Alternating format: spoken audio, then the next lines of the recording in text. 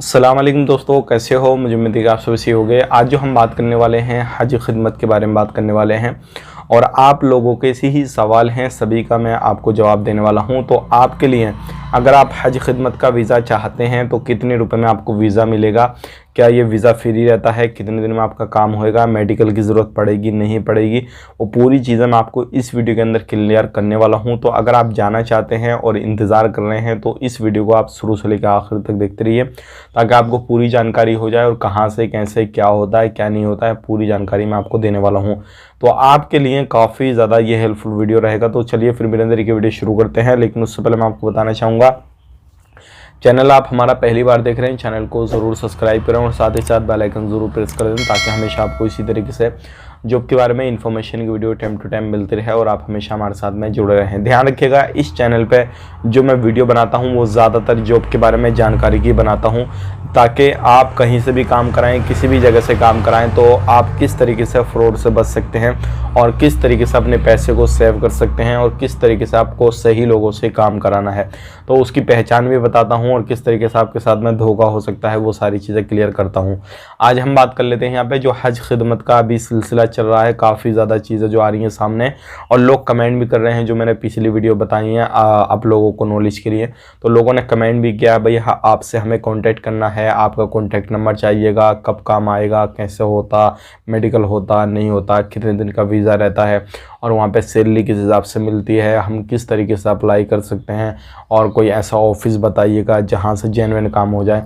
तो वो सारी चीज़ें मैं आपको इस वीडियो में कवर करने वाला हूँ, वीडियो थोड़ा लंबा हो सकता है। तो सबसे पहली चीज़ हम यहाँ पे बात कर लेते हैं। देखिए, अगर मैं अभी तक बात करूँ तो इसमें जितने भी शटडाउन जो प्रोजेक्ट होते हैं यानी कि जो शॉर्ट टर्म प्रोजेक्ट होते हैं जिनका काम 6 महीने 3 महीने 5 महीने तक रहता है तो ज़्यादातर जो 99% जो है उनमें मेडिकल की ज़रूरत नहीं होती है, कोई भी बंदा उसमें जा सकता है बशर्ते ये है कि उसके पास पासपोर्ट होना चाहिए और पासपोर्ट में जो एज है उसकी 21 से 40 साल के बीच में होनी चाहिए। तो वो बंदा आराम से उस वीज़ा के लिए अप्लाई कर सकता है और वहाँ पे जाके काम करके पैसा कमा सकता है। पहली चीज़ तो ये हो गई कि मेडिकल की 99% जो है कंपनियाँ नहीं लेती हैं।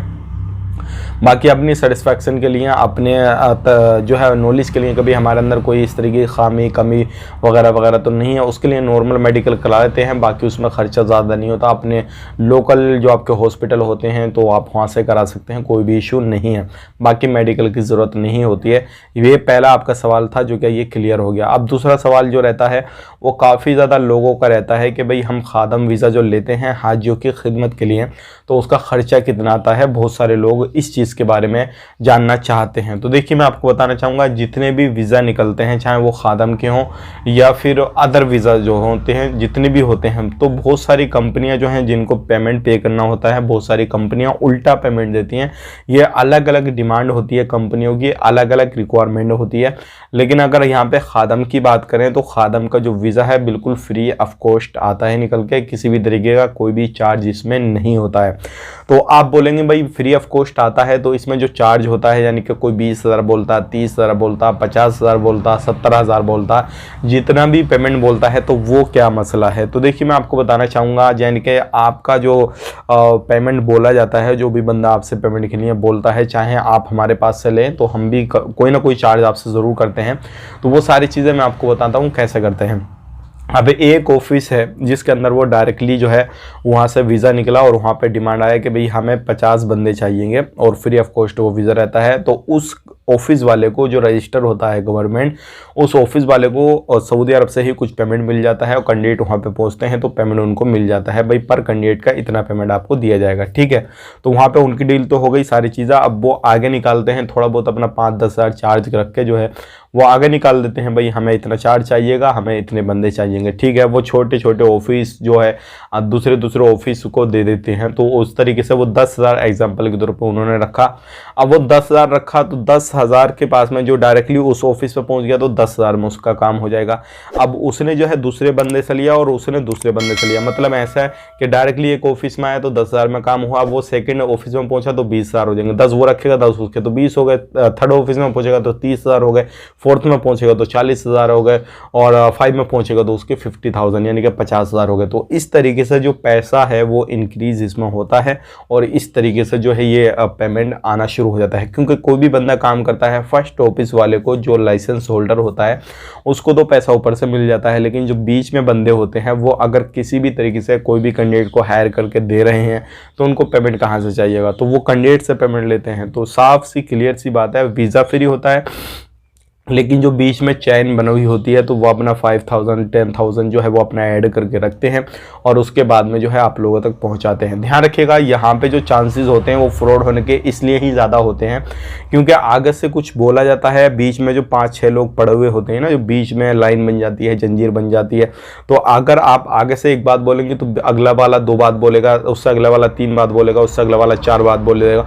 तो इस तरीके से जो है बंदे तक जो कैंडिडेट तक बात पहुँचती है वो कहीं ना कहीं कुछ चेंज हो जाती है पूरे तरीके से।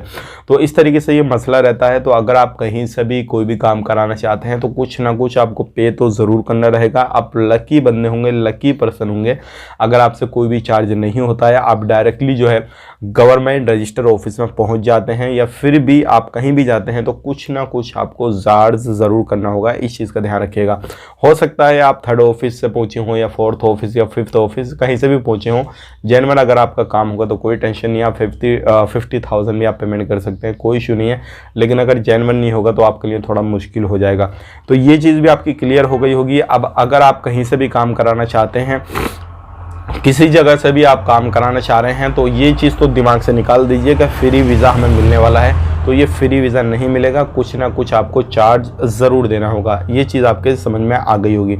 अब बात कर लेते हैं, यहाँ पे बहुत सारे लोग हमसे बोलते हैं कि ये वीज़ा जो है वो कितने दिन का रहता है। तो देखिए, यहाँ पे जो वीज़ा की जो टाइमिंग होती है वो तकरीबन अब ईद के बाद में, अभी जो है बंदों के सिलेक्शन वगैरह अगर काम चल रहा है, बहुत सारे डिमांड मेरे भी पास में आए, लेकिन अभी मैं उससे सेटिस्फाई नहीं हूँ, इसलिए मैं आप तक शेयर नहीं कर रहा हूँ।